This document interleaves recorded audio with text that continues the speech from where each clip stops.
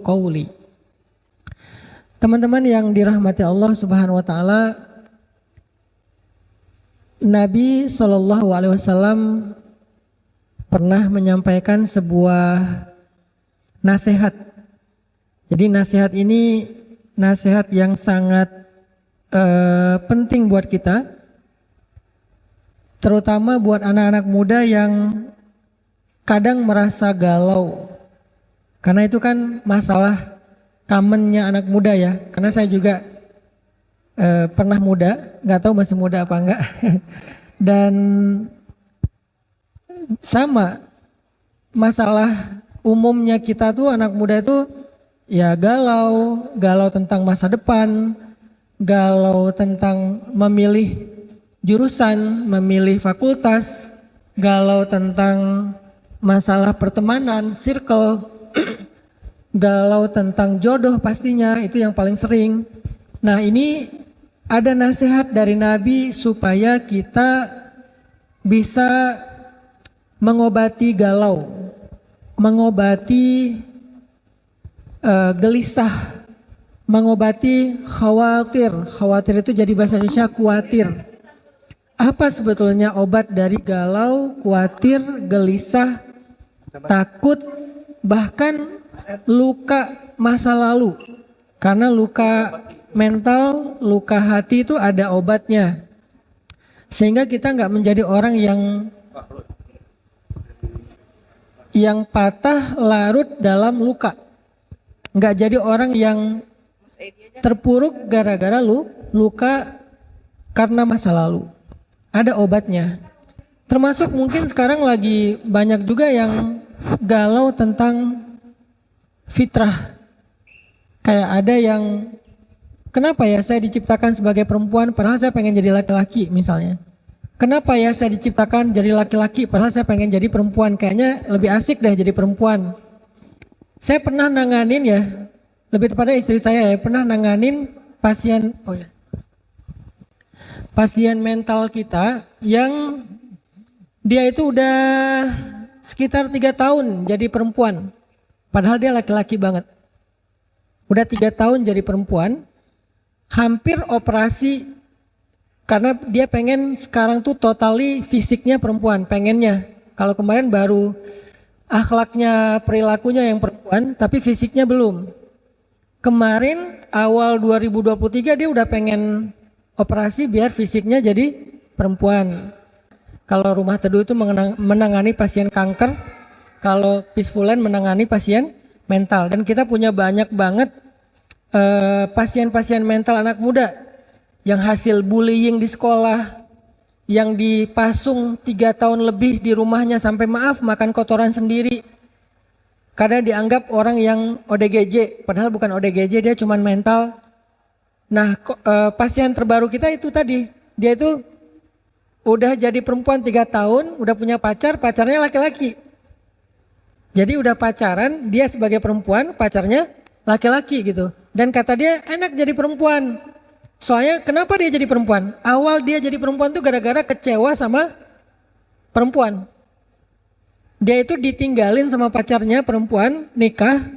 Terus dia kayak menyesal jadi laki-laki. Oh gini banget ya jadi laki-laki itu bisa perasaannya nggak dijaga, disakiti, ditinggalin. Ah udahlah saya jadi perempuan aja biar dijaga perasaannya. Akhirnya dia pindah nih, shifting ke perempuan biar perasaannya dijaga. Nah selama dia jadi perempuan, dia ngerasa kayak enak banget, dikasih jajan, ditraktirin makan, dibeliin hadiah, dijaga perasaannya, disayang, diperhatiin gitu kan, selama 3 tahun.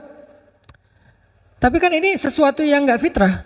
Pas ketemu sama kita ajak diskusi, pelan-pelan berubah, kita dandanin ulang, kita touch up ulang, kita beliin baju yang laki-laki banget, flanel kotak-kotak, celana. Alhamdulillah udah berubah, sekarang dia kerja di kita sebagai tenaga fisik ya, tenaga kayak buruh gitu, kayak tukang gitu ya di kita, yang fisik banget, udah punya penghasilan sendiri. Terakhir kemarin mau nikah sama pasien mental kita yang ada di tempat kita, tapi pasien juga yang udah survive, perempuan. Jadi dia mau nikah sama perempuan, sekarang udah tunangan. Kenapa muncul kegalauan kayak gini? Nah, ini kita pengen bahas nih hari ini. Kenapa ada yang galau masalah fitrahnya? Kok saya perempuan? Kok saya laki-laki? Kok saya nggak jelas mau jadi perempuan apa laki-laki? Kok saya lebih cenderung kepada sesama jenis dan seterusnya? Kenapa saya kok masih jomblo? Kenapa kok saya nggak pernah dapat orang yang ngeklik di hati? Kenapa kok saya jadi orang miskin? Kenapa kok saya punya orang tua yang broken home? Kenapa saya punya ayah dan ibu nggak kayak ayah ibunya teman saya yang mereka tuh happy banget, hangat banget keluarganya? Kenapa kok saya ngambil jurusannya ini padahal pengen saya, kenapa kok saya ngambilnya ekonomi padahal pengen jadi arsitek misalnya, senangnya gambar. Kenapa saya kok disuruh jagain adik padahal saya pengen ada me time. Kita sering mempertanyakan hidup kita sehingga bikin kita tuh kayak protes, galau, nggak puas, beban. Dan itu ternyata ada nasihatnya dari Nabi Shallallahu Alaihi Wasallam. Apa nasihat Nabi dalam hadis riwayat Al-Baihaqi dengan derajat sahih? Kata Nabi, al-iman bil qadari wal qada yuzilul hamma wal hazan. Ternyata kata Nabi, beriman kepada qada dan qadar atau takdir kalau bahasa kita akan menghilangkan alham dan hazan. Dua. Alham dan hazan. Apa itu ham? Ham itu adalah khawatir tentang masa depan. Itu hammun, bahasa Arab. Mengkhawatirkan masa depan. Menggalaukan sesuatu yang belum terjadi. Itu namanya hammun. Sedangkan hazan itu menyedihkan atau marah, terluka, nggak nerima, protes, sedih tentang masa lalu. Jadi kalau ham itu sedih tentang masa depan, kita sebutnya galau, khawatir. Kalau hazan sedih tentang masa lalu, yaitu penyesalan, kemarahan, tidak menerima keadaan. Jadi ternyata dua penyakit ini, alham dan hazan, itu obatnya adalah rukun iman yang keenam. Apa? Percaya kepada qada dan qadar. Jadi percaya kepada takdir adalah obat dari hammun dan hazanun. Nah, inilah yang kita hari ini akan belajar. Gimana cara kita mengimani takdir? Terus apa hasil konkretnya dalam kehidupan kita? Lagi-lagi dakwah saya sejak 2014 itu bukan narasi. Kalau saya menyampaikan literasi Islam, apakah itu tentang fikih, tentang akidah, kayak sekarang ini akidah karena bab takdir, atau tentang ma'rifatullah, saya selalu mencoba untuk menerjemahkan Islam dalam aplikasi kehidupan sehari-hari. Kita nyebutnya dengan istilah life hacks. Jadi bukan sekedar lifestyle lagi, malah lebih konkret lagi, yaitu life hacks, cara hidup, bukan sekedar gaya hidup, cara hidup. Jadi kayak life hacks tentang di rumah misalnya, life hacksnya apa? Kalau yang diajarin di luar itu kan kayak cara kita rapiin kamar, life hacks kita ada namanya table manner. Table manner itu cara kita megang garpu, megang sendok, naruh piring, naruh gelas, cara minum, itu kan table manner kan? Itu tuh sebetulnya udah diajarin sama Nabi, namanya adab makan dan minum. Cuman bahasanya nggak ada yang nerjemahin ke bahasa anak muda. Diterjemahkannya ke bahasa pesantren, adab makan dan adab minum. Padahal bahasa anak mudanya table manner. Bahasa lainnya life hacks. Gimana cara makan yang manner banget? Karena manners before knowledge kan, adab sebelum ilmu kalau bahasa pesantren ya, kalau bahasa umumnya manners before knowledge. Nah, ketika kita membahas takdir pun, saya pengen bawa pembahasan takdir itu jangan jadi teori aja, jangan jadi pembahasan wawasan, jangan jadi ilmu syariat, tapi harus jadi life hacks-nya anak muda. Arti life hacks itu bisa diaplikasikan dalam daily life-nya. benar-benar konkret gitu. Itulah yang akan kita bahas hari ini, dan itulah yang menjadi spesifikasi dari dakwahnya Hanan Attaqi. Dakwahnya Hanan Attaqi itu bukan dakwah narasi, bukan orasi, karena saya bukan orator, tapi dakwah membangun awareness tentang Islam yang sangat aplikatif atau life hacks, lifestyle, daily life. Itu banget dakwah kita. Jadi kalau saya bahas tentang akidah ma'rifatullah, libatin Allah, bahas tentang syariat, pacarannya nanti aja setelah nikah, pacaran halal tetap asik kok. Nah, hari ini ketika kita mau ngebahas tentang takdir, saya pasti akan bawa takdir itu insya Allah ke daily life-nya kalian. Bagaimana cara kita mengimani takdir yang aplikatif dalam kehidupan sehari-hari? Bagaimana cara kita melihat takdir yang bisa up to date dan relate dengan kebutuhan kita hari ini? Itulah pembahasan tentang masalah takdir dengan tema apa kita temanya Kak Buni? Rahasia mengubah takdir. Oh, rahasia mengubah takdir. Oke. Poinnya 3 aja, pembahasan kita ada 3 hal. Poin yang pertama adalah apa sih pentingnya membahas takdir ini? Tadi sebagian udah saya sebutin, saya spill di awal. Ternyata mengimani takdir itu penting sekali. Kalau nggak penting nggak masuk dalam rukun iman. Kan dulu Nabi itu pernah didatangi malaikat Jibril ya ceritanya ya. Jadi malaikat Jibril menjelma jadi seorang cowok keren. Kalau dalam bahasa Al-Quran itu basyaron sawiya, laki-laki yang sempurna. Kalau terjemahan anak muda, cowok keren. Jadi ideal banget cowoknya, lebih daripada Jungkook lah. Kan ini standar cowok keren ya. Ini lebih daripada Jungkook, walaupun Jungkook keren sih. Ini lebih dari itu gitu. Jadi ada cowok keren datang kepada Nabi. Kenapa saya bilang cowok keren? Itu bukan kata saya, kata Umar. Karena Umar awalnya nggak tahu kalau itu Jibril. Dia taunya itu laki-laki yang sempurna. Datang kepada Nabi, masuk ke masjid, duduk bertaut lututnya dengan lutut Nabi. Terus dia tiba-tiba nanya, sebutkan Islam, sebutkan iman, sebutkan ihsan, singkatnya kayak gitu. Akhirnya Nabi menyebut rukun Islam, menyebut rukun iman, kemudian menyebut tentang tasawuf atau ihsan kalau bahasa hadisnya. Salah satu di antara rukun iman yang disebutkan sama Nabi itu, kan ini jadi hadis usuluddin. Apa dasarnya agama itu hadis ini, sehingga hadis ini dikenal dengan istilah ummul hadis. Jadi kalau Quran itu ada namanya ummul Quran, apa ummul Quran? Al-Fatihah. Kalau hadis juga ada ibunya hadis, yaitu ummul hadis.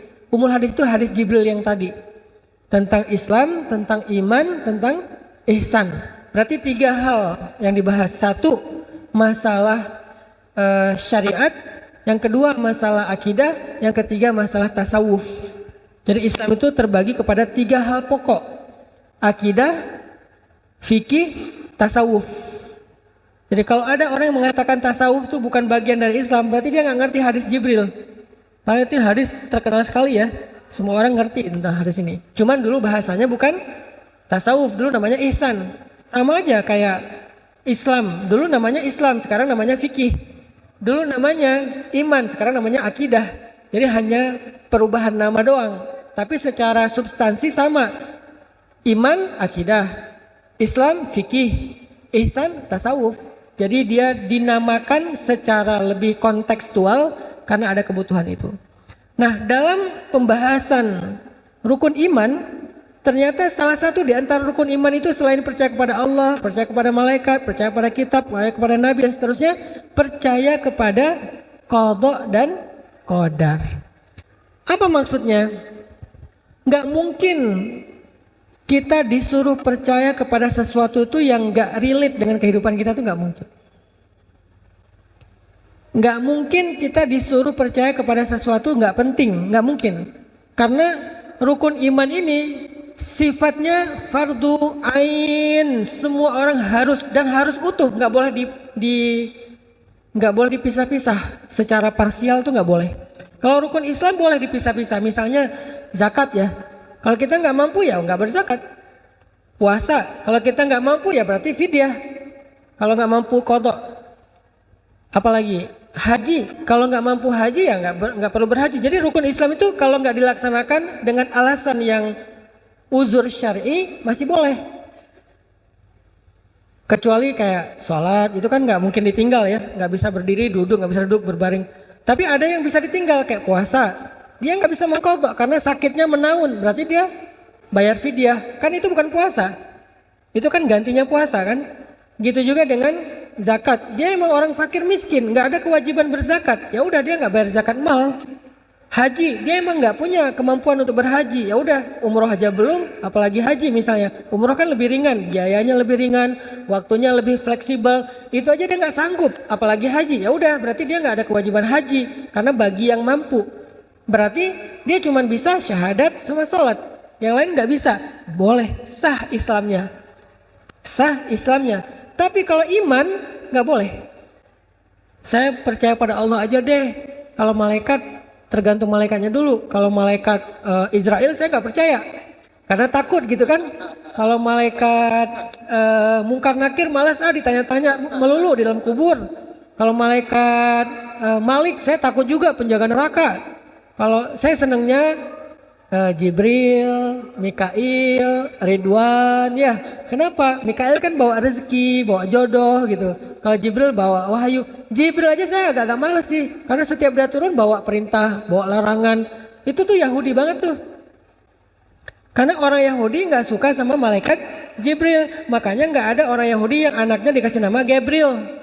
Rata-rata nama anak mereka itu Michael. Dan direkam oleh Al-Quran. Yang memusuhi Jibril berarti memusuhi Allah, kata Allah kan. Kenapa? Mereka itu nggak suka sama Gabriel. Soalnya Gabriel setiap turun bawa perintah. Mereka kan nggak suka diperintah-perintahin. Mereka pengen bebas. Mereka sukanya sama malaikat Mikail yang setiap turun bawa rezeki. Dan nggak boleh dipisah-pisah malaikat itu. Begitu juga para nabi. Saya mah senangnya sama ngefansnya sama Nabi Sulaiman, karena dia kayak sakti gitu. Saya ngefansnya sama Nabi Musa karena dia kuat. Saya ngefansnya sama Nabi Yusuf karena dia ganteng. Nggak bisa. Semua nabi itu harus kita yakini, kita imani, nggak boleh dipisah-pisah. Walaupun kita umat Nabi Muhammad, kita berimannya kepada semua nabi dan rasul. Cuman mengikuti ajaran Nabi Muhammad, tapi mengimani semua nabi dan rasul. Iman tuh nggak bisa dipisah-pisah. Begitu juga kitab. Saya mah Quran aja. Enggak, kita Quran juga, ya Taurat juga, ya Injil juga sebelum dirubah. Tapi mengikuti ajaran Al-Quran yang penggenap, penyempurna ajaran yang lain. Tapi kita meyakini bahwa Taurat itu kitab Allah, Injil itu firman Allah. Cuman yang menyempurnakannya Al-Quran, nggak bisa dipisah. Al-Quran pun gitu, nggak boleh. Ini ayat poligami saya nggak mau, nggak bisa. Wah ini ayat riba saya nggak mau, bagi laki-laki senangnya riba biar cepat bisnisnya, nggak bisa. Jadi ayat ya semuanya dari mulai Bismillahirrahmanirrahim Al-Fatihah sampai minal jinnati wan nas an-nas, nggak ada satupun huruf yang boleh kita abaikan atau kita tolak. Kayaknya saya lam mim aja deh, alifnya enggak. Jadi pas baca Al-Baqarah lam mim, loh kok lam mim? Soalnya aku malas dengan alif. Kenapa kok malas dengan alif? Mantan aku namanya Alif misalnya ya. Nggak bisa, semua huruf sama, diyakini semuanya. Jadi satu huruf aja kita tolak dalam keyakinan, berarti kita ditolak imannya. Iman tuh kayak gitu teman-teman. Makanya, tapi Ustadz boleh nggak kita misalnya belum mampu mengamalkan, itu masuknya ke Islam, bukan iman. Misalnya nih, bab riba. Kita harus ada keyakinan bahwa ya riba itu emang nggak boleh, harus yakin itu. Tapi kalau belum mampu, berarti imannya benar, Islamnya belum sempurna, gitu aja. Belum mampu mengamalkan. Belum mampu mengamalkan. Kita harus yakin yang namanya hijab, menutup aurat itu wajib, yakin. Tapi kalau auratnya belum sempurna ditutup, ya itu berarti babnya bab Islam, bukan bab iman. Imannya udah utuh, hanya Islamnya lagi bertahap, berproses. Jadi dalam bab iman, kita nggak boleh satu pun dikurangin, nggak boleh. Termasuk masalah takdir. Jadi di antara rukun iman ada takdir yang disebut dengan qadha dan qadar, nggak boleh dipisah. Saya percaya takdir yang baik-baik aja deh, yang buruk-buruk saya kayak gimana ya? Masa sih harus kayak gitu? Nah, nggak bisa. Kita yakini semuanya. Kenapa yakini semuanya? Berarti pasti ada kebaikan di dalamnya. Nggak mungkin Allah menyuruh kita meyakini sesuatu yang nggak ada kebaikan di dalamnya, itu nggak mungkin. Maka itulah pentingnya belajar takdir. Belajar takdir sebetulnya bukan belajar doktrin, bukan. Kesannya kayak kita dipaksa, bukan. Belajar takdir itu adalah belajar untuk healing. Karena kata Nabi tadi apa? Beriman kepada qada dan qadar bisa menghilangkan dua penyakit hati, al-hammu wal hazan, dan itu adalah healing, self healing buat kita. Bisa mengobati diri kita. Terhadap apa? Terhadap dua penyakit. Penyakit khawatir tentang masa depan, apapun namanya, bisa galau, bisa khawatir, bisa gelisah, dan seterusnya. Dan penyakit sedih tentang masa lalu, yang dikenal dengan istilah hazan. Bisa sakit hati, bisa luka tentang masa lalu, bisa dendam, bisa marah, bisa trauma, apalagi macam-macam variannya. Dua penyakit ini bisa sembuh kalau kita benar-benar tahu bagaimana beriman kepada takdir. Jadi belajar takdir itu bukan belajar doktrin. Saya paling nggak suka Islam itu disampaikan secara doktrin ya. Saya nggak suka. Kenapa? Nggak fair. Sehingga kita nggak siap dengan serangan orang-orang liberal. Kalau kita belajar Islam secara doktrin, kita nggak akan siap dengan logika-logika orang liberal. Berarti kita nggak punya pertahanan. Begitu datang logika orang liberal, kita langsung, oh kayaknya ini yang benar nih. Lebih logis soalnya. Saya selama ini belajar Islam nggak pernah logis. Dipaksa aja sama orang tua saya, ya udah saya nurut. Tapi sekarang saya kan udah dewasa, saya bisa berpikir sendiri. Yang dijajalin adalah pemikiran liberalisme, sekularisasi. Akhirnya kita ya terpengaruh. Makanya dalam pandangan saya nggak bisa kita ngajarin Islam itu secara doktrin. Islam itu emang harus logis, dan Islam itu emang logis kok, nggak usah dipaksain. Logis. Siapa bilang udah terima aja, nggak usah banyak tanya? Nggak gitu cara belajar Islam. Untuk anak kecil ya, kan ini udah remaja, harus belajar secara lebih logis. Apa kebutuhan kita kepada materi Islam? Kenapa kita belajar takdir? Udah terima aja takdir, emang kayak gitu dari sononya. Ayatnya jelas, qala Allah wa qala Rasul. Nggak bisa. Kenapa? Kalaupun kita ambil, kita nggak kuat. Begitu datang badai logika liberalisasi, langsung roboh itu karena kita nggak punya pertahanan, nggak punya reason, nggak punya jawaban, nggak punya alasan, nggak punya sebuah awareness, kesadaran. Kenapa kita begini?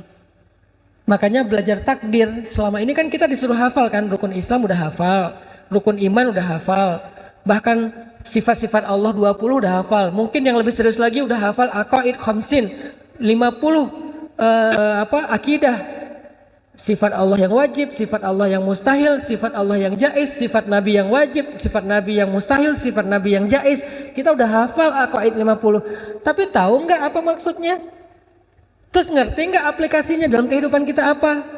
Kalau cuma hafalan itu bukan pertahanan, itu adalah sebuah bahan. Kalau kita nggak tahu cara ngeraciknya, bahan itu tetap mentah.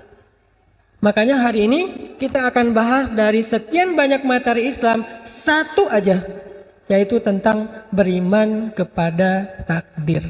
Apa relevansinya dalam kehidupan kita? Ternyata beriman kepada takdir itu obat hati.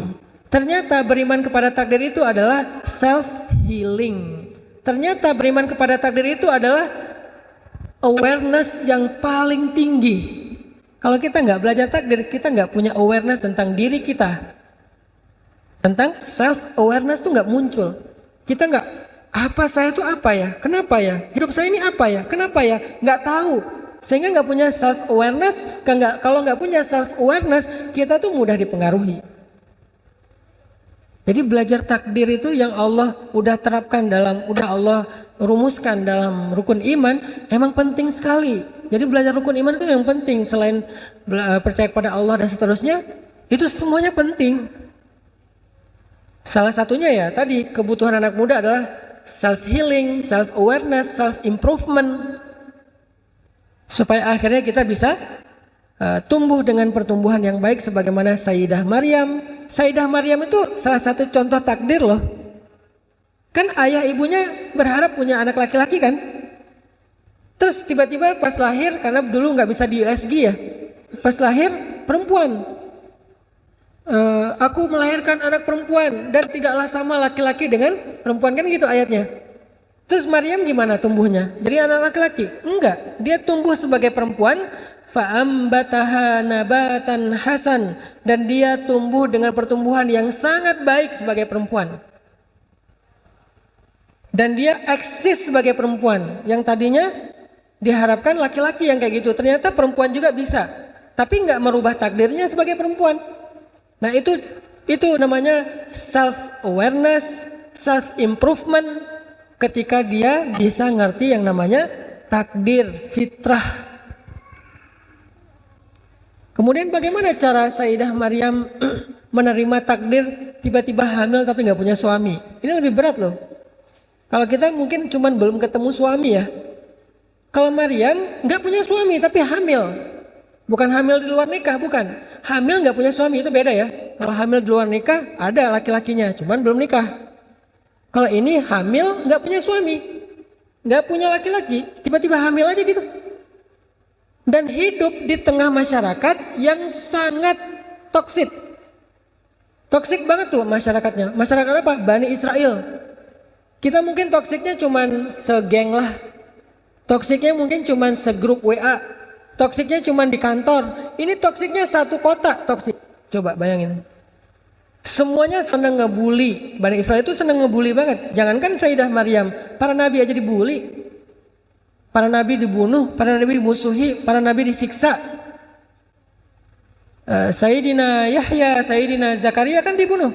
Berarti kan ini masyarakat benar-benar toksik banget nih.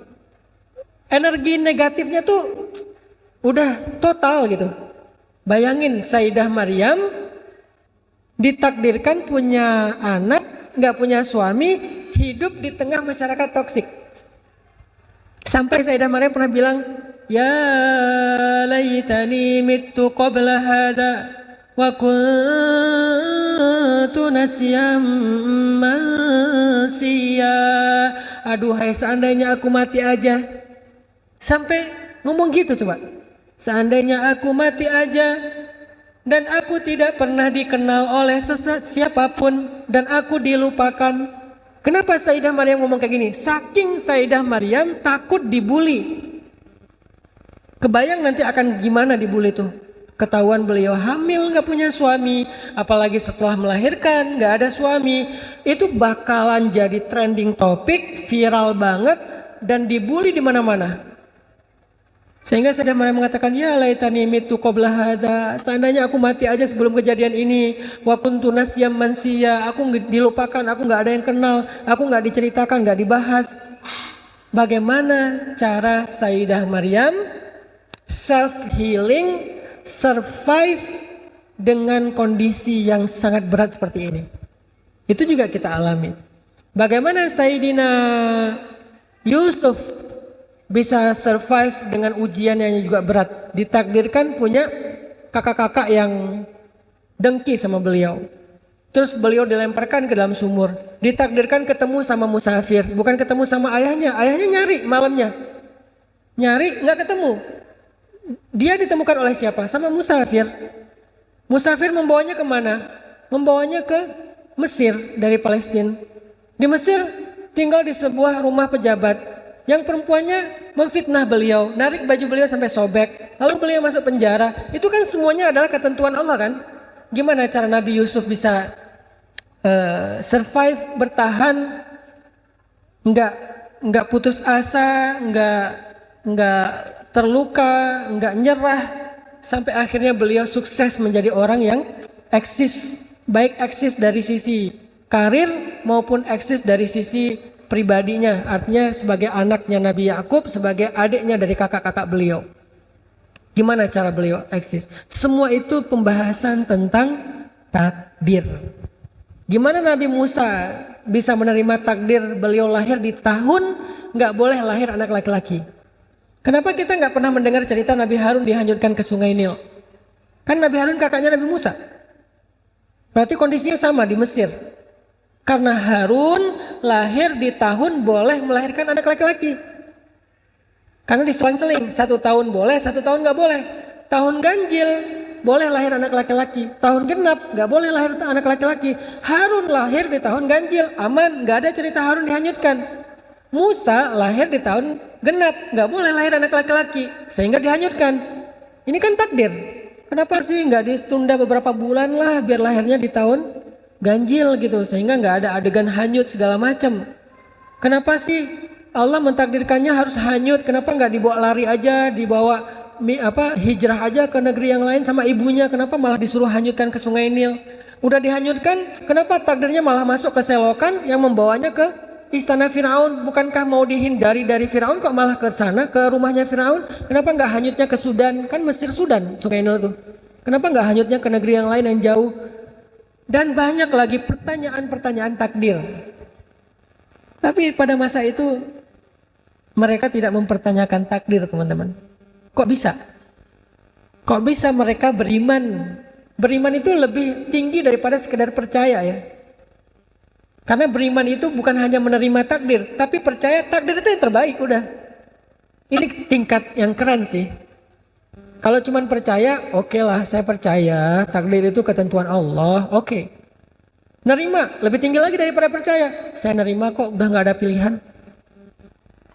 Itu tingkatan di atas percaya. Lebih tinggi lagi, beriman. Saya yakin takdir itu emang udah yang terbaik. Jadi 3 tingkatan tuh. Percaya takdir, menerima takdir, meyakini takdir.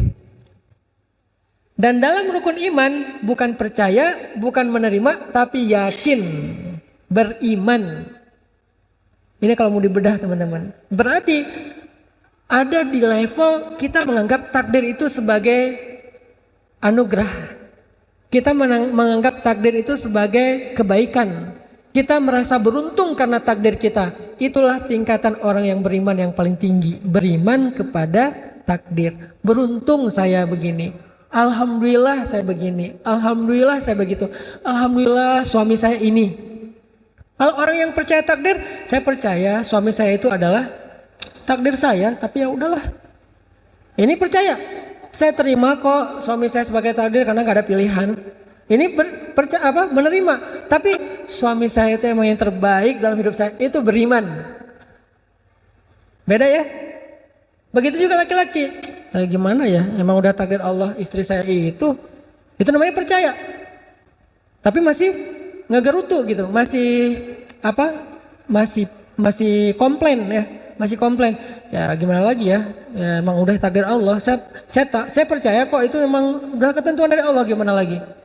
Dia masih komplain, tingkatan di atasnya, ya udahlah terima aja, memang udah gitu takdir saya, ya apa yang ada ya saya terima. Itu di atasnya lagi, udah nggak komplain tapi udah nerima.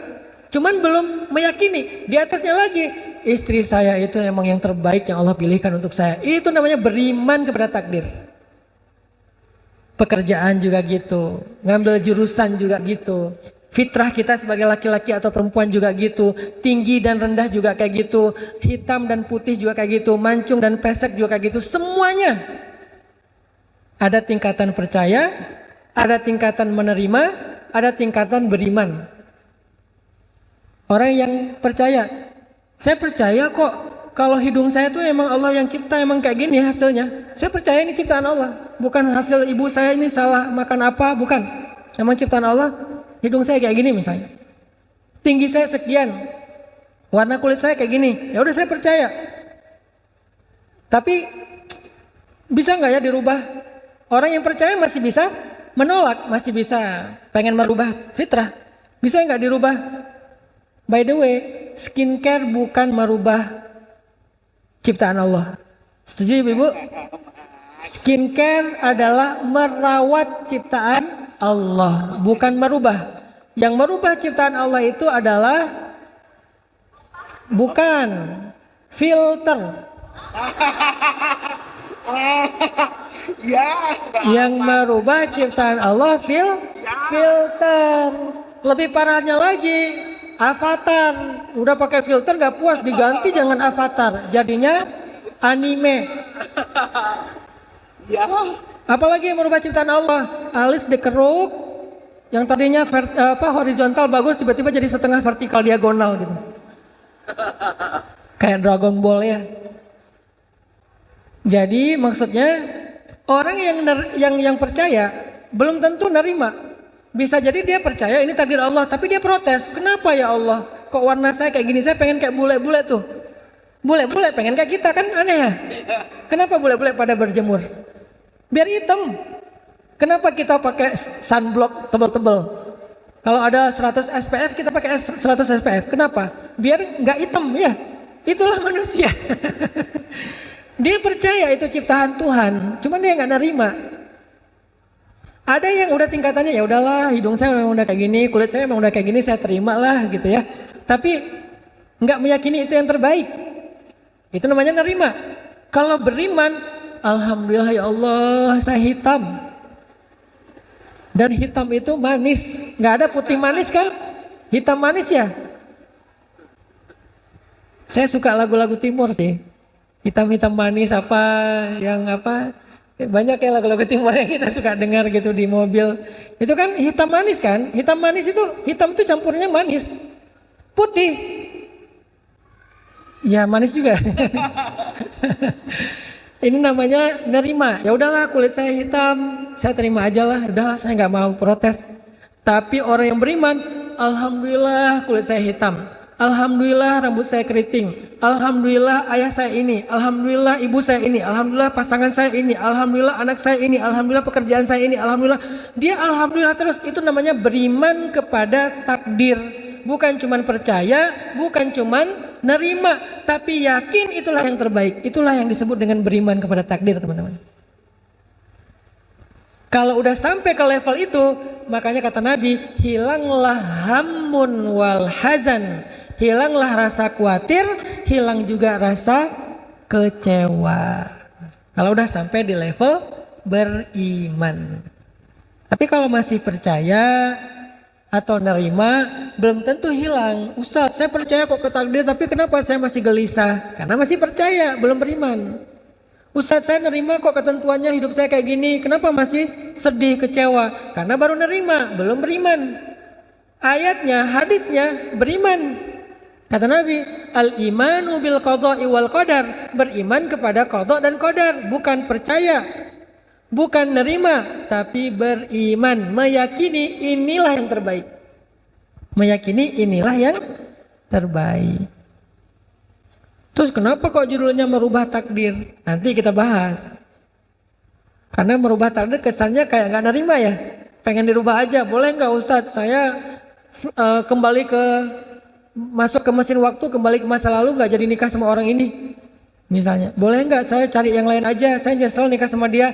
Ini kan berarti dia percaya tapi nggak nerima, sehingga dia pengen merubah. Apakah itu maksud dari judul merubah takdir? Nah nanti kita bahas. Makanya satu-satu ya, bahas takdir ini angle-nya beda sama yang teman-teman biasa dengar kan. Biasanya kan dengar takdir itu ya udah, kalau nggak masuknya ke, kadang kalau pembahasan versi orang liberal ya, karena masuknya kalau nggak ke Jabariyah ya Qadariyah. Bahaya banget tuh. Kalau nggak Qadariyah, Jabariyah. Qadariyah itu apa? Hidup kita itu kita yang tentukan. Kita punya pilihan, kita punya kehendak, kita yang menentukan baik buruknya. Semuanya itu believe in yourself. Agak materialistis dan liberal.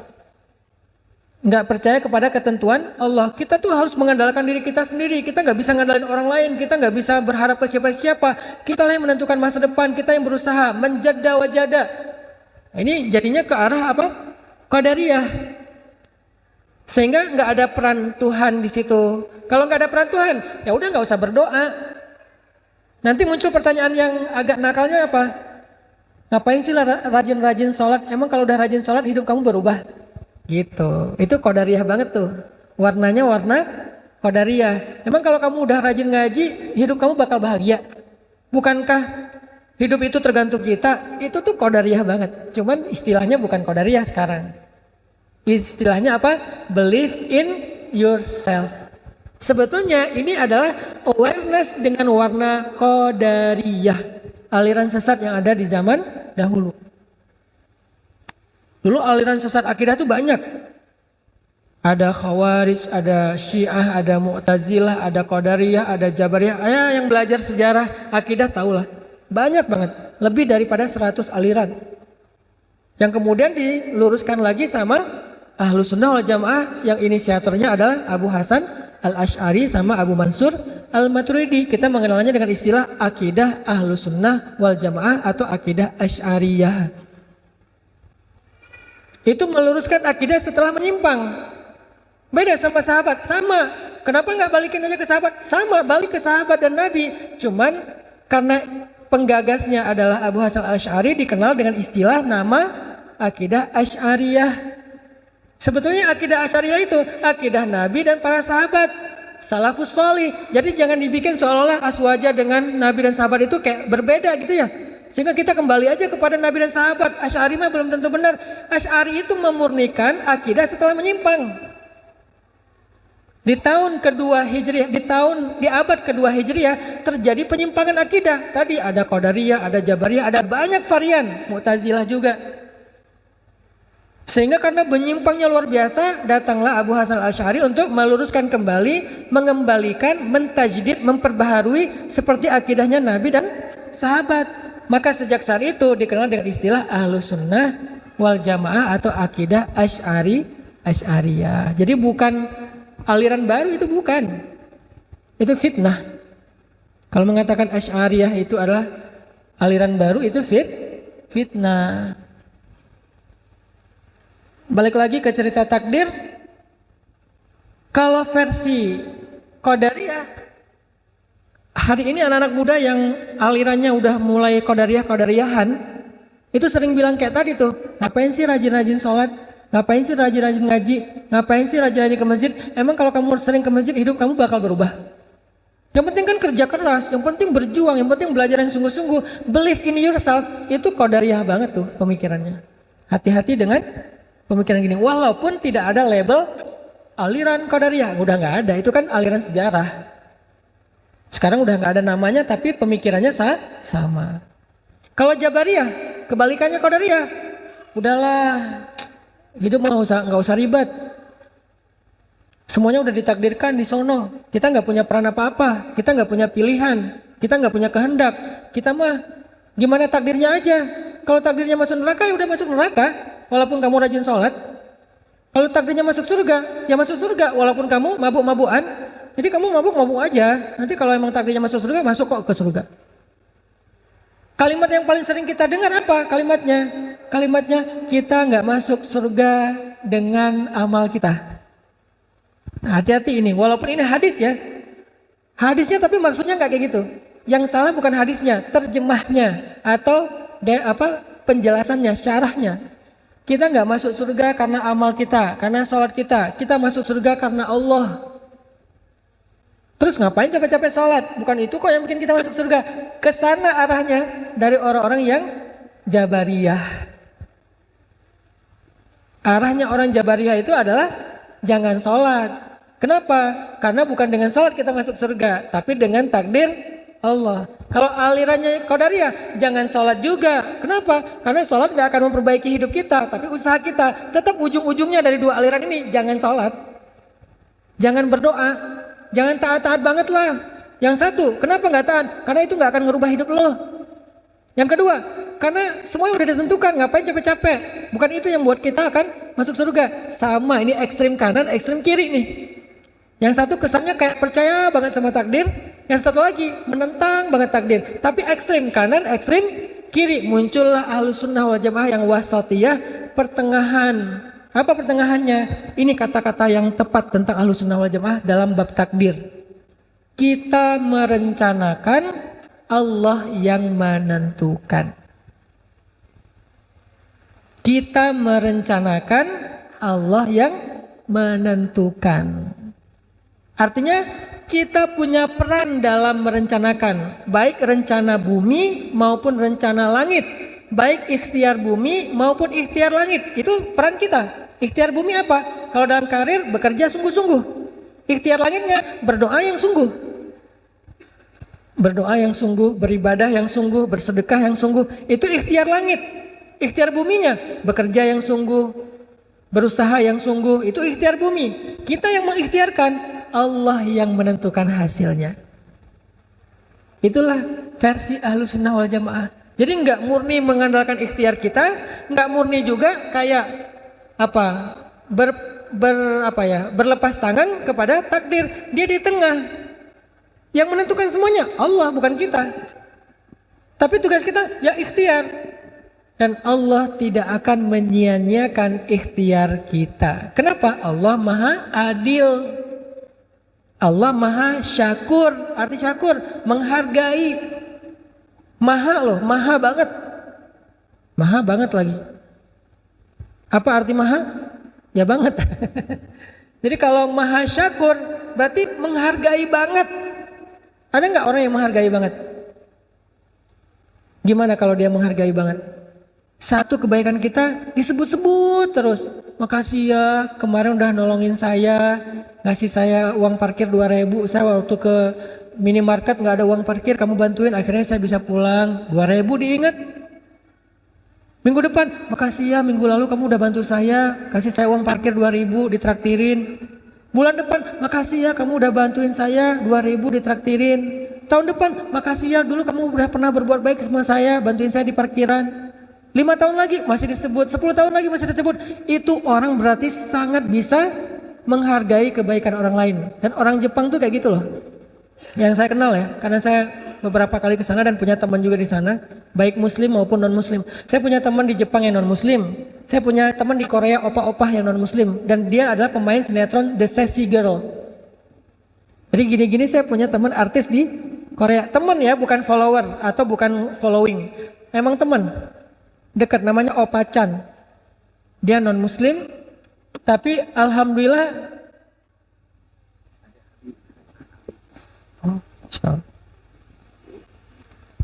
Masya Allah. Ada Habib Hasan Al-Idrus. Assalamualaikum. Sehat Habib, silakan. Sehat. Boleh silakan di sini aja. Habib di tengah. Anak enggak kaji. Astagfirullahaladzim. Enggak. Natabarrok bikum insyaallah, natasyarraf bikum. Ya, kita lanjutkan mendengar nasihat dari Habib. Astaghfirullahaladzim. Sampai di mana tadi?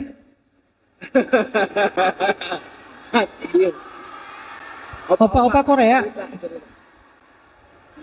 Jadi teman saya yang opa Korea itu, yang kemarin saya pas ke sana, dia baru pertama dia tahu Islam tuh pas ketemu. Karena sebelumnya dia kayak nggak respect gitu sama Islam, soalnya dia dianggap tuh kayak kaku atau apa. Pas ketemu saya, karena dianggap kayak ini Islam kok main ya, kok entertain, jadi akrab. Nah maksudnya mereka tuh orang yang sangat menghargai kebaikan orang lain. Udah 5 tahun masih diingat. Saya pernah kemarin pas lagi main snowboard ya di Jepang ya, ngisi taklim di salju kan. Terus ada salah satu orang Jepang asli dengerin taklim saya, habis kita main snowboard dia denger taklim. Qadarullah, alhamdulillah, setelah itu dia tertarik sama Islam, belajar masuk Islam. Dia converting to Islam. Sekarang dia udah jadi imam masjid di Tokyo. Jadi sensei, jadi guru agama Islam di Tokyo. Kemarin pas saya datang lagi, dia ketemu saya 2018. Kemarin 2023 saya ke sana lagi. Dia nyamperin, pas tahu poster saya ada kajian di Jepang, dia nyamperin. Saya udah lupa kan, dia bilang, Ustadz ingat nggak dulu waktu di gunung mana gitu, saya juga lupa nama gunungnya, saya dengar taklim Ustadz, saya berkesan, sekarang saya belajar Islam terus, saya udah jadi muslim, sekarang saya jadi sensei, jadi guru Islam di Masjid Tokyo. Itu karena asbab Ustadz gini, dia ingat kebaikan itu, saya juga udah lupa. Itu yang namanya mindfulness of others, ingat banget dengan orang lain. Allah lebih dari itu, karena Allah asy-syakur. Jadi kalau manusia aja ada yang ingat kebaikan kita bertahun-tahun, Allah udah pasti lebih. Sehingga nggak mungkin takdir Allah itu dalam rangka menzolimi kita. Takdir Allah dalam rangka menyia-nyiakan amal kita. Anni la udhi'u amala amilin minkum min dzakarin wa unsa. Aku tuh nggak pernah nyanyain amal kalian, baik laki-laki maupun perempuan, kata Allah. Semuanya ada balasannya. Walaupun mithqala dzarrah. Walaupun sekecil butiran padi, Allah menghargai itu. Makanya dalam bahasa kita tadi, kita merencanakan, Allah yang menentukan. Tetapi Allah pasti menentukan yang terbaik buat kita. Itu yang dimaksud dengan beriman kepada takdir. Jadi beda sekali antara percaya takdir dengan beriman takdir. Apa bedanya? Percaya takdir cuman tahu, ya ini saya diciptakan sebagai laki-laki, itu Allah yang ciptakan, percaya saya. Tapi belum tentu menerima. Tapi kenapa ya kok laki-laki, kan saya pengen jadi perempuan. Kalau mau kayak gitu, saya tuh lebih bisa mempertanyakan, suara saya ini udah cocok nih. Saya paling sebel kalau nelpon operator tuh. Halo, ada yang bisa dibantu bu? Bu, saya berewokan, saya bilang. Kalau mau mempertanyakan, artinya percaya takdir itu cuman percaya bahwa itu adalah ketentuan Allah, tapi belum tentu nerima. Di atas percaya, nerima, ya udah deh saya terima aja, suami saya kayak gitu, emang udah takdir dari Allah. Istri saya kayak gitu, emang takdir dari Allah. Saya jomblo, emang takdir dari Allah. Saya masuk fakultas ini salah jurusan, emang takdir dari Allah. Saya terima aja lah, udah saya jalanin aja. Itu baru nerima.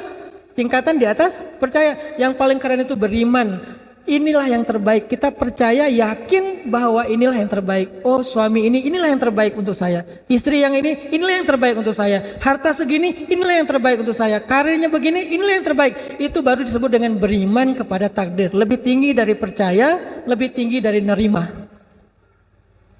Meyakini itu yang terbaik. Baru muncul hadis al-imanu bil qada' wal qadar yuzilul hamma wal hazan. Beriman, meyakini takdir itu yang terbaik akan menghilangkan rasa khawatir tentang masa depan dan juga rasa menyesal atau sedih tentang masa lalu. Itu healing buat anak muda. Itu self healing. Itu self awareness. Barulah dengan itu kalian bisa self improvement, mengembangkan diri kalian. Gak bisa kalian self improvement dengan memprotes takdir. Gak bisa kalian self improvement masih dengan mempertanyakan kenapa harus begini. Gak bisa. Saya pulang dari Mesir, beres kuliah di Mesir, saya pulang ke rumah ke kampung istri saya di Jawa Timur. Di Jawa Timur 6 bulan baru istri saya diundang untuk ngajar bahasa Arab di Bandung, karena istri saya juga di Mesir, dia ngajar di Bandung. Pas saya sampai di Bandung awal-awal, kita tinggal tuh di rumah tempat pembuangan sampah. Karena kita nggak sanggup ngontrak rumah ya, jadi kita tinggal di sebelah pembuangan sampah. Kak Buni tahu banget lokasinya, itu masih kumuh sampai sekarang. Kalau saya mempertanyakan takdir, saya waktu itu mungkin akan bertanya, kenapa kayak gini? Kenapa saya saking miskinnya pernah makan sampah loh? Nasi yang dibuang orang, karena saya lapar banget 3 hari nggak makan, saya cari nasi bekas buangan orang yang masih layak dimakan, saya makan. Kenapa harus kayak gitu?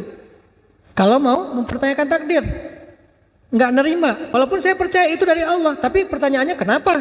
Kan itu berarti belum nerima ya, baru percaya ya.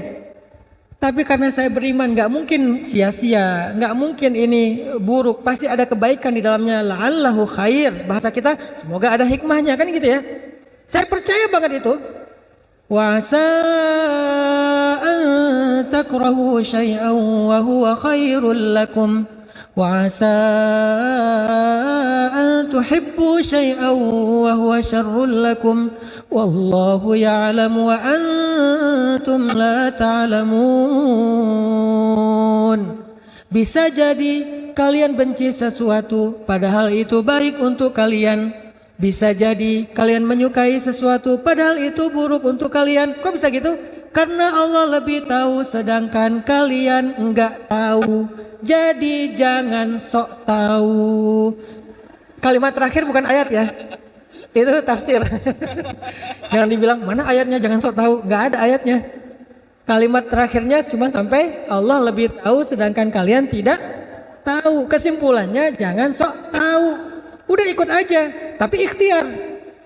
Jangan qadariyah yang mengandalkan ikhtiar tapi nggak percaya Allah. Jangan jabariyah yang pasrah-pasrah aja nggak mau ikhtiar. Jadilah ahlus sunnah wal jamaah di tengah-tengah. Kita ikhtiar, Allah yang menentukan. Kita percaya ketentuan Allah itu yang terbaik, dan Allah menghargai ikhtiar kita.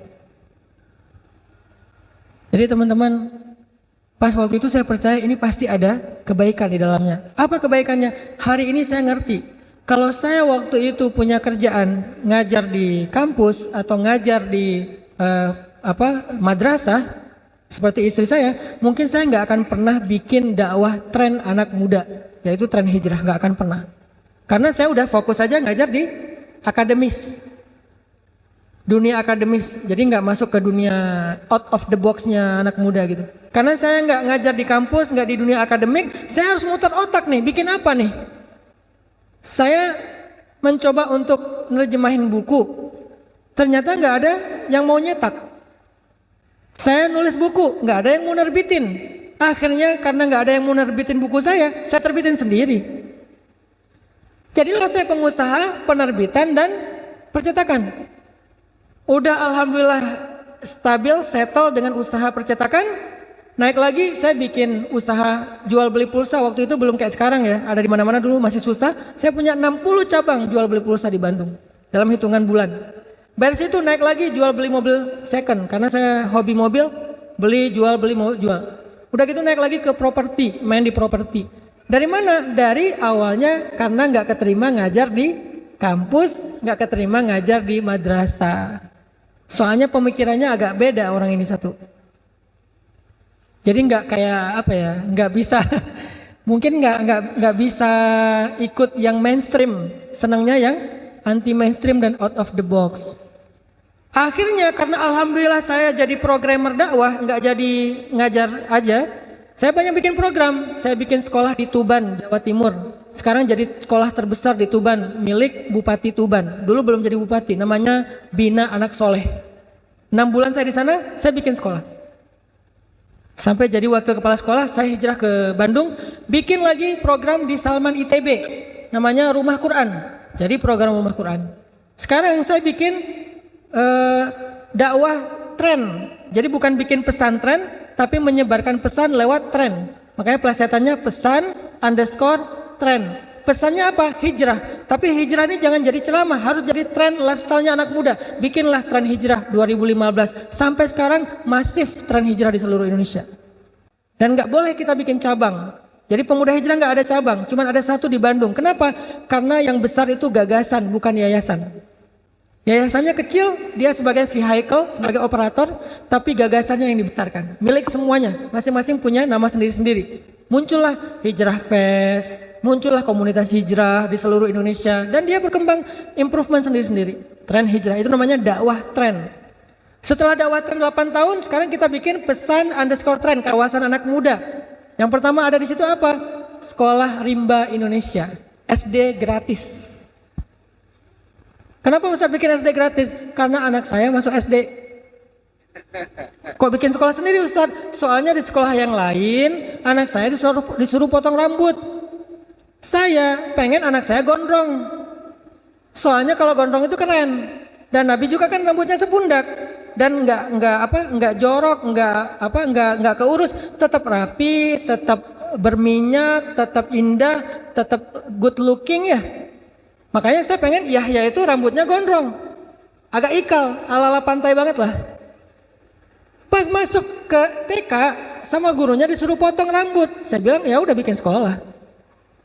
Bikinlah sekolah Rimba Indonesia. Tagline-nya di sini boleh panjang rambut. Emang kalau orang yang gondrong itu nggak rapi? Ya tergantung dia ngerawat rambut ya. Ada yang pendek tapi nggak bersih misalnya. Tapi yang panjang bersih bisa aja.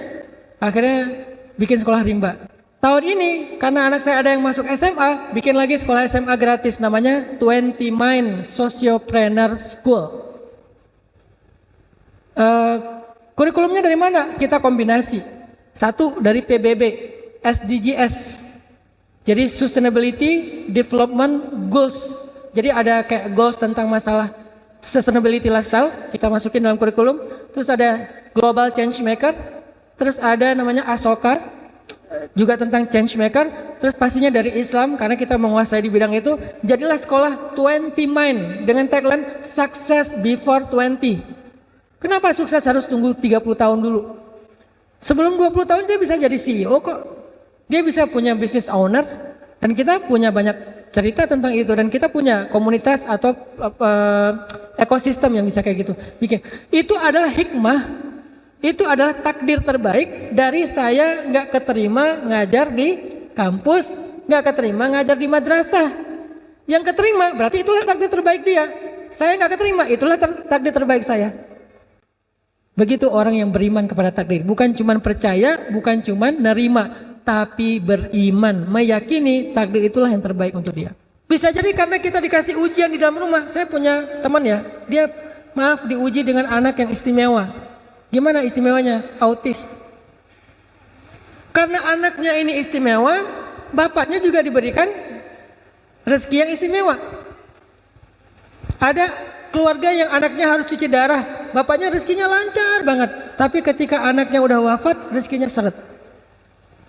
Jadi kesulitan biasanya datang membawa kemudahan. Makanya kalau ngelihat takdir sulit, jangan yang dilihat angle-nya sulit doang. Coba di switch, lihat angle yang lain. Apa kemudahan yang dia bawa? Pasti ada, nggak mungkin nggak ada. Kalau nggak ada berarti ayatnya salah, dan nggak mungkin ayatnya salah. Bersama kesulitan ada kemudahan, bersama kesulitan ada kemudahan. Satu paket. Jadi kalau kita diuji dengan suami, mungkin kita diberkahi dengan anak. Diuji dengan anak, diberkahi dengan keluarga. Atau diuji dengan keluarga, diberkahi dengan teman. Diuji dengan teman, diberkahi dengan sahabat yang lain, dan seterusnya. Gak pernah sendiri, pasti berdua dengan kemudahan. Itu satu paket. Makanya beriman kepada qadha dan qadar, syarrihi wa khairihi. Yang buruk menurut kita ataupun yang baik. Karena dua-duanya, kalau yang baik ya berarti baik. Kalau yang buruk minimal membawa kebaikan. Makanya saya sering bilang quote-nya gini. Kalau pasangan kita bukanlah kebaikan dalam hidup kita, menurut kita nggak ada kebaikannya, maka sesungguhnya kebaikan hidup kita datang lewat dia. Yakinlah itu. Kalau pasangan kita, pekerjaan kita, nasib kita, keadaan kita bukanlah kebaikan menurut kita dalam hidup, maka yakinilah kebaikan datang melalui itu. Mungkin suami kita bukan kebaikan, Ustadz. Udah saya pikir-pikir tentang suami saya, nggak ada kebaikannya. Kayaknya nggak mungkin sih. Tapi kalaupun ya kayak gitu, walaupun nggak mungkin ya, kecuali suami kita Firaun kali ya. Kalau suami kita Firaun, oke, nggak ada kebaikannya. Siapa yang kayak gitu? Ya Asia, istri Firaun. Ada nggak kebaikan Firaun? Ada, Ustadz. Apa? Dia nggak poligami. Itu bukan kebaikan. Misalnya Firaun, sebutlah Firaun sebagai ujian bagi Asia. Kan gak ada kebaikan Firaun kan? Gak mungkin ada orang bilang, menurut saya Firaun itu baik juga sih. Sebetulnya Firaun itu kasihan ya. Ada yang kasihan sama Firaun?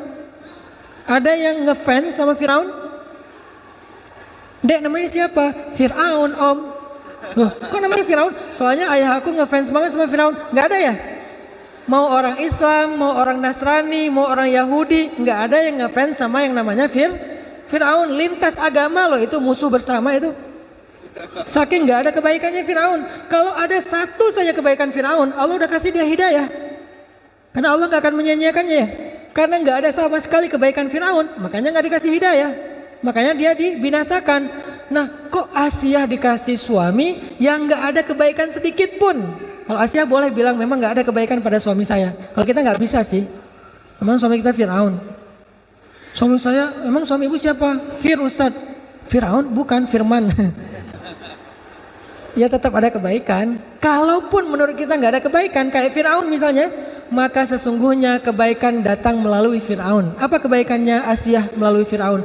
Dengan ujian Firaun, Asia bersabar, maka Allah berikan kebaikan yang sangat besar kepada Asia. Apa? Satu, Allah jadikan Asia itu satu dari 4 perempuan sempurna di muka bumi. Cuma ada 4. Asia, Sayyidah Maryam, Sayyidah Khadijah, Sayyidah Fatimah. Kok nggak ada Aisyah? Aisyah itu perempuan istimewa. Beda kategori. Kalau yang ini istimewa, yang ini sempurna. Beda-beda. Semuanya juga baik, semuanya juga keren. Cuman beda istilah.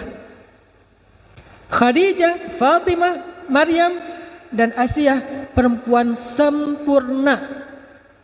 Allah sempurnakan dia justru karena kekurangan lewat suaminya. Satu. Kedua, apalagi kebaikan Asia yang sangat besar justru datang bersama kesulitan Firaun. Allah jaminkan Asia masuk surga Bahkan Asia sudah bisa melihat surganya dibuka hijab ketika Asia masih di bumi.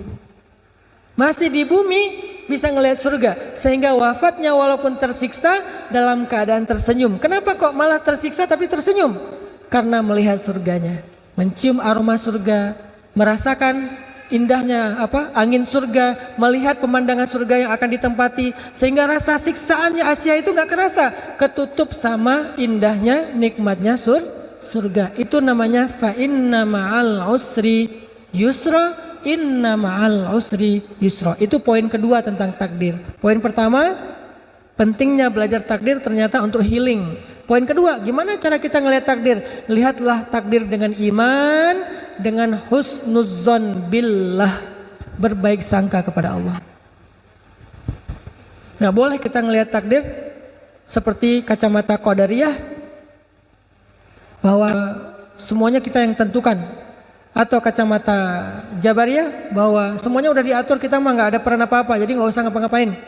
Tapi kita melihat takdir dengan iman dan husnudzon, yakin bahwa ini yang terbaik. Mau yang kita anggap buruk, apalagi yang kita anggap baik, itulah yang terbaik. Kalau yang kita anggap baik, ini udah paling terbaik, nggak ada yang lebih baik lagi dari ini untuk kita. Kalau yang kita anggap buruk, bersama dia ada kebaikan, atau di dalamnya ada kebaikan, kita aja yang menganggapnya buruk. Pakai surat Al-Baqarah, wa asa an takrahu syai'an huwa khairul lakum. Pakai surat An-Nisa, wa asa an takrahu syai'an wa yaj'alallahu fihi khairan katsira.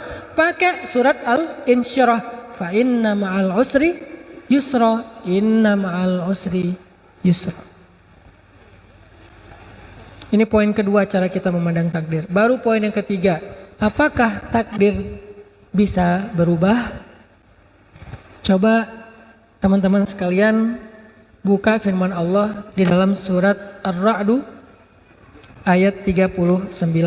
Ada berita gembira buat kita di dalam ayat ini. Surat Ar-Ra'd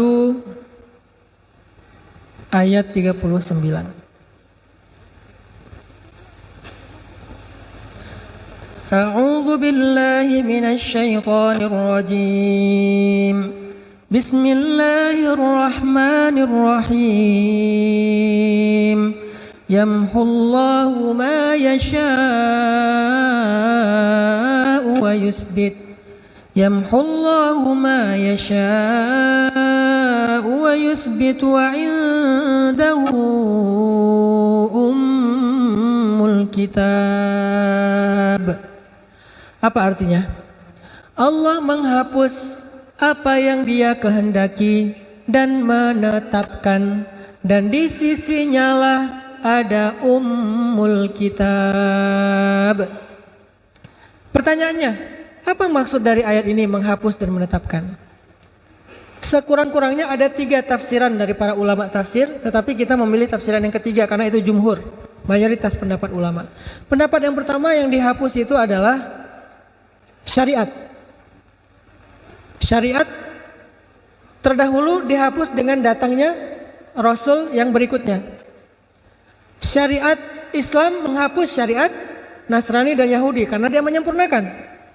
Di dalam Islam sendiri ada ayat nasikh mansukh, ada hukum syariat yang dihapus dan yang menghapus. Contohnya tentang waris. Dulu di zaman Madinah sebelum Fathu Makkah, itu tuh hukum waris tuh beda dengan sekarang. Hukum warisnya gimana? Dulu saudara angkat itu menjadi ahli waris, boleh mendapatkan warisan dari saudara angkatnya yang meninggal. Kalau orang Ansor meninggal, saudara angkatnya dari Muhajirin itu mendapatkan hak warisan sama seperti anak. Makanya dulu ada mu'akhad bainal Muhajirin wal Ansor, ada persaudaraan antara Muhajirin dengan Ansor. Saudara angkat itu bisa mendapatkan warisan dari keluarga angkatnya sebelum Fathu Makkah, karena Muhajirin masih miskin, masih susah. Setelah Fathu Makkah, hukum itu dirubah karena nggak ada kebutuhan lagi. Maka setelah Fathu Makkah, saudara angkat tidak lagi boleh menerima warisan dari keluarga saudara angkatnya. Dia boleh menerima hibah dan seterusnya. Tapi kalau warisan nggak bisa, hanya anak biologisnya, dan itu sesuai dengan pernikahan. Kalau biologis tapi tidak pernikahan juga nggak dapat. Nah ini artinya menghapus. Ini tafsiran pertama ya. Banyak contoh-contoh yang lain. Yang kedua, yang menghapus di sini apa? Dosa. Dengan taubat Allah menghapus dosa. Jika Allah berkehendak Allah mengampuni. Jika Allah berkehendak Allah mengazab. Itu yang pendapat kedua. Jadi kalau kita bertobat dosa kita dihapuskan. Kalau kita zikir dosa kita dihapuskan. Kalau kita sholat dosa kita dihapuskan. Orang yang sholat 5 waktu sehari itu kayak orang yang mandi di sungai sehingga nggak ada lagi kotoran di tubuhnya, dihapuskan. Itu tafsiran yang kedua. Tapi tafsiran yang paling banyak ulama tafsir yang dihapus di sini adalah takdir. Pertanyaannya takdir yang gimana yang dihapus? Kok ada kata-kata umul kitab? Bukankah ada hadis rufi'atil aqlam wa juffatis suhuf? Pena sudah diangkat sementara kertas sudah kering. Terus juga ada hadis Nabi Bukhari Muslim bahwa manusia dalam kandungan ibunya setelah 40 hari dibentuk jadi segumpal darah, kemudian segumpal daging, kemudian dibentuk rupa, lalu ditiupkan ruh, lalu datanglah malaikat untuk mencatat ajalnya, rezekinya, bahagianya, sengsaranya, kan udah dicatat semua. Terus yang dihapus yang mana? Jadi teman-teman, yang dihapus itu adalah kata para ulama tafsir keadaannya, bukan kejadiannya. Contoh, kita matinya kapan? Itu udah takdir tercatat di Lauhul Mahfuz. Nama lain dari Lauhul Mahfuz itu adalah Ummul Kitab. Sebelum kita diciptakan itu udah ditulis di Lauhul Mahfuz. Ketika kita diciptakan ditulis ulang lagi oleh malaikat. Jadi 2 kali kita dicatat. Dicatat yang pertama di Lauhul Mahfuz, namanya Ummul Kitab, wa indahu Ummul Kitab, di sisi Allah, nggak ada yang tahu, malaikat juga nggak tahu. Kemudian Allah suruh malaikat untuk menulis ulang ketika di dalam rahim ibu, baru malaikat tahu. Udah dicatat tuh, kapan ajal kita, mati kita kapan, di mana. Tapi keadaannya Allah yamhu wa yuthbit. Allah berkehendak untuk menghapus dan menetapkan, tapi semuanya ada dalam ilmu Allah, disebut dengan qada. Qada itu artinya ilmu, pengetahuan Allah. Bukankah Allah punya sifat ilmun, kudrat, iradat ya? Sedangkan takdir kan ada qada, ada qadar. Qada itu ilmu Allah, qadar itu kejadiannya. Kejadiannya tidak berubah. Kita akan mati pada tanggal itu. Tetapi keadaannya bisa husnul khotimah, bisa su'ul khotimah.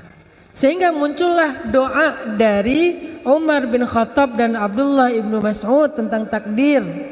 Dan kedua sahabat ini ulamanya sahabat, bukan sahabat biasa, ulamanya sahabat.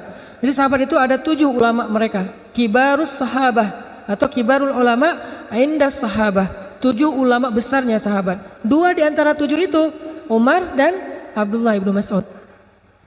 Kedua orang ulamanya sahabat ini pernah berdoa gini, Allahumma in kunta katabtani min ahlil syaqiyah famhini waktubni min ahlis sa'adah fa innaka tamhu ma tasha wa tuthbit wa indaka ummul kitab. Ya Allah, seandainya engkau mencatat aku termasuk orang yang sengsara, yang celaka, yang gak bahagia, hapuslah catatanku dan gantilah aku menjadi orang yang bahagia. Engkau menghapus apa yang engkau kehendaki dan menetapkan, dan di sisimulah ummul kitab. Umar bin Khattab pernah melakukan perjalanan dari Madinah ke satu negeri. Di tengah jalan tiba-tiba dapat berita bahwa negeri itu sedang diserang wabah yang menular. Kalau di kita tuh kayak pandemi yang kemarin ya. Nah, pas Umar tahu di sana itu lagi ada wabah dan menular, Umar balik arah pulang, nggak jadi lanjut.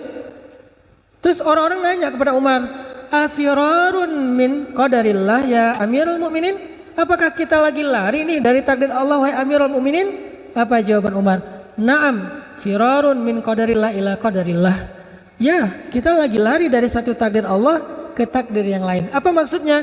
Kita lari berharap mendapatkan takdir yang baik, menghindar takdir yang buruk. Takdir yang maksud di sini apa? Keadaannya.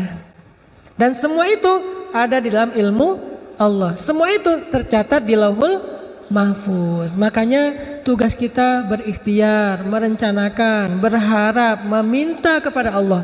Allah yang mengubahnya. Iyasya yamhu Wa yasha yusbit. Kalau Allah berkehendak ya Allah hapus, kalau Allah berkehendak ya Allah tetapkan. Tapi semuanya adalah ketentuan Allah dan Allah Maha Adil kepada hambanya. Jadi kita matinya tetap di tanggal yang sama, tapi dalam keadaan yang Allah berkehendak seperti apa dan kita berharap yang terbaik. Begitu juga jodoh. Jadi siapa jodoh kita misalnya ditetapkan? Si Agus misalnya. Mas Agus. Ya udah nggak akan jadi bagus, ya Agus saja, nggak ditambah B ya. Jadi Agus tetap Agus. Tapi kalau kita belum berdoa kepada Allah meminta takdir yang baik, bisa jadi Agus ini dijengkelin. Bisa jadi kita dengan Agus ini nggak happy, ribut terus, panas terus keadaannya, nggak ada rasa, dingin. Tapi begitu kita ya Allah, jika Engkau takdirkan aku dengan Agus ini ribut terus, hapuslah ya Allah, ganti dengan romantis. Tiba-tiba dia pulang kerja bawa bunga. Tiba-tiba dia nelpon, kamu udah makan belum? Oh kan hari ini puasa. Oh ya maaf. Tiba-tiba dia meluk kita, sayang sama kita, kata-katanya romantis. Tiba-tiba kita muncul rasa yang sangat besar kepada dia. Itu takdir Allah. Dan kita minta kepada Allah yang terbaik. Orangnya nggak berubah, tapi keadaannya berubah. Anaknya nggak berubah, tapi kesolehannya berubah. Pekerjaannya nggak berubah, tapi keberkahan rezekinya berubah. Dan kita meyakini semua itu adalah yang terbaik di sisi Allah. Ada cerita, Nabi pernah cerita gini. Nanti di hari kiamat ada 4 orang yang masuk neraka karena dia ahli maksiat, dosa, banyak dosanya. Setelah lama di neraka, keempat orang ini dikeluarkan dari api neraka, dihisap ulang. Apakah dosanya udah habis atau masih sisa? Ketika dihisap, ternyata dosanya masih banyak. Saking banyaknya dosa, udah diazab masih banyak dosanya. Lalu kata Allah kepada malaikat, masukkan mereka lagi ke dalam neraka. Ketika mereka mau dibawa ke neraka, salah satu dari 4 orang ini menoleh dan mengatakan, "Ay Rabbi, ya Allah, ma zanantu annaka satu'iduni ilan nar." Ya Allah, saya nggak pernah berpikir zon ya. Saya nggak pernah berpikir Engkau akan memasukkan saya lagi ke api neraka. Justru saya berpikir Engkau akan memasukkan saya ke surga ya Allah. Saya pikir Engkau sudah mengampuni dosa saya ya Allah. Saya nggak pernah berpikir Engkau akan memasukkan saya lagi ke dalam neraka. Dia husnuzon kepada Allah. Dia husnuzon kepada Allah. Kemudian Allah berfirman kepada para malaikat, wahai malaikat, benarlah hambaku dengan prasangkanya, maka dengan rahmatku masukkanlah dia beserta 3 temannya ke dalam surga.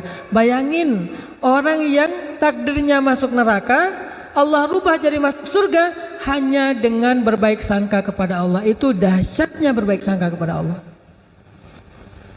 Sehingga seneraka apa sih hidup kita? Coba, seneraka apa hidup kita? Sama nggak dengan neraka? Ya nggak jauh. Jadi kalau neraka aja bisa berubah menjadi surga, apalagi hidup kita yang nggak neraka-neraka banget sih. Walaupun kita bilang hidup saya neraka banget, Ustaz, enggak, jauh dari neraka. Kita aja nggak tahu gimana azab api neraka ya. Hidup kita tuh nggak neraka sama sekali, walaupun nggak surga-surga banget juga sih. Hidup kita tuh nggak neraka-neraka banget. Jadi ngapain kita berputus asa seolah-olah nggak bisa bahagia? Orang yang dari neraka aja Allah takdirkan masuk surga dengan berbaik sangka kepada Allah.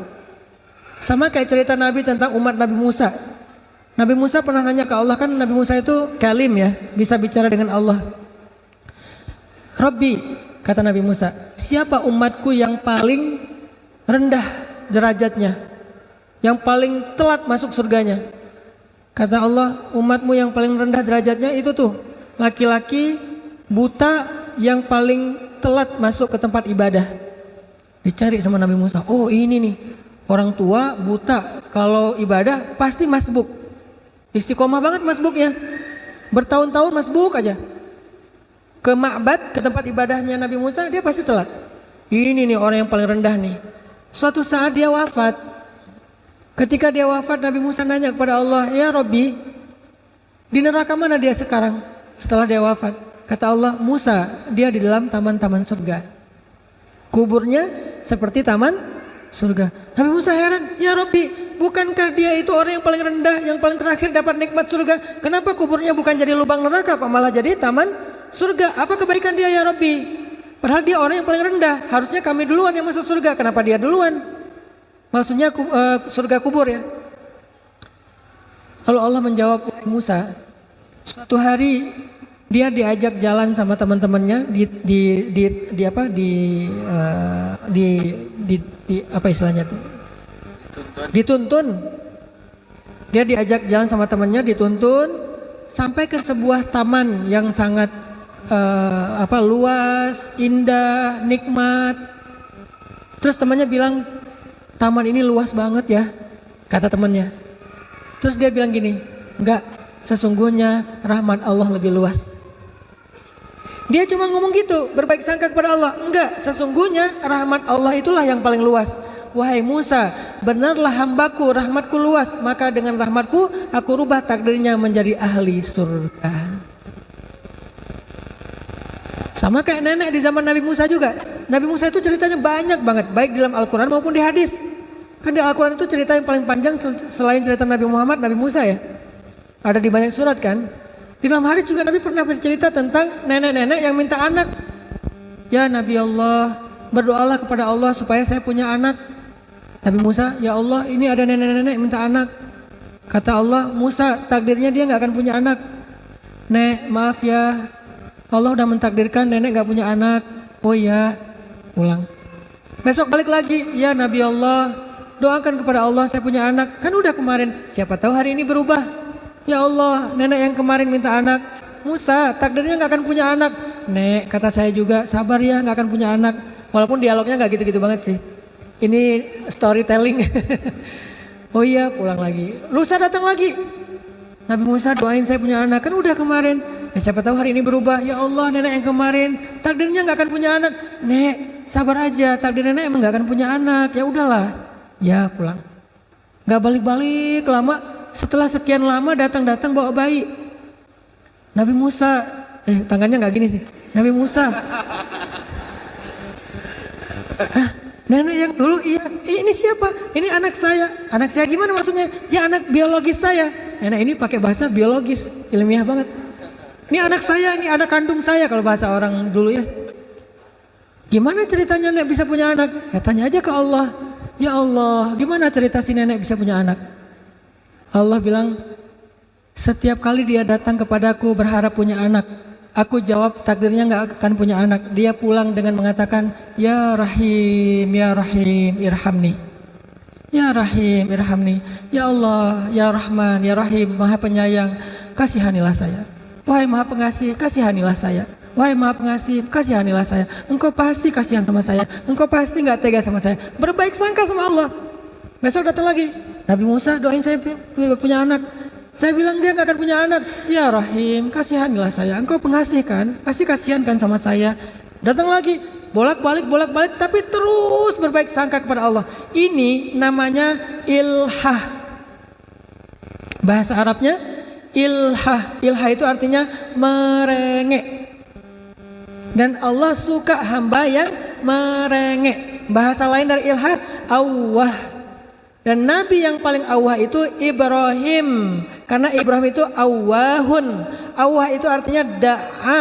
Da'a itu artinya kalau meminta itu berulang kali dan lama, terus minta yang sama. Sebagaimana Nabi Ibrahim minta anak sampai 50 tahun. Nabi Zakaria minta anak juga 50 tahun. Gak pernah berubah. Kita baru sehari 2 hari, ya udahlah kayaknya gak dikabulkan. Mana ilhahnya? Alihu ila rabbikum. Ilhahlah kepada, merengeklah kepada Rabb kalian. Allah itu pasti akan menghargai rengekan kita. Gak terganggu loh. Gak enak loh merengek sama Allah, ntar Allah repot. Siapa bilang Allah repot? Allah sibuk tapi gak repot. Emang Allah sibuk sih? Kulla yaumin huwa fi sya'an. Setiap hari Allah sibuk. Tapi wala ya'uduhu hifdhuhu, mah gak pernah repot. Akhirnya karena nenek ini merengek berbaik sangka sama Allah, kata Allah, dengan rahmatku aku rubah takdirnya sehingga dia punya anak. Makanya rubah takdir itu adalah hak Allah, tapi Allah maha adil, maha syakur. Sehingga Allah berfirman dalam hadis qudsi, wahai hamba-hambaku, sesungguhnya aku mengharamkan kepada diriku zalim, maka janganlah kalian berlaku zalim kepada sesama kalian. Allah aja mengharamkan dirinya dari sifat zalim. Gak mungkin Allah zalim sama kita. Berarti Allah itu adil, kebalikan dari zalim kan? Allah itu adil. Kalau kita berbaik sangka, Allah pasti menunjukkan persangkaan kita. Kalau kita berharap, Allah pasti nggak akan mengecewakan kita. Kalau kita meminta, Allah pasti ngabulin permintaan kita. Pasti dengan kehendak Allah. Sehingga Allah yang berkuasa, yamhu wa yuthbit, menghapus dan menetapkan, tetapi Allah juga maha adil dan maha syakur. Semoga 3 poin ini bisa menjelaskan maksud dari beriman kepada takdir dalam konteks kehidupan kita. Sekarang apapun masalah kita, coba lihat itu dari angle iman kepada takdir. Bukan cuma percaya, bukan cuma nerima, tapi meyakini itu yang terbaik. Tapi kata kuncinya kita mengusahakan, kita merencanakan, kita mengikhtiarkan, Allah yang menentukan, dan Allah pasti menentukan yang terbaik untuk kita. Kalau kita anggap itu buruk, maka bisa jadi di dalamnya ada kebaikan atau keburukan itu membawa kebaikan. Barakallahu fikum.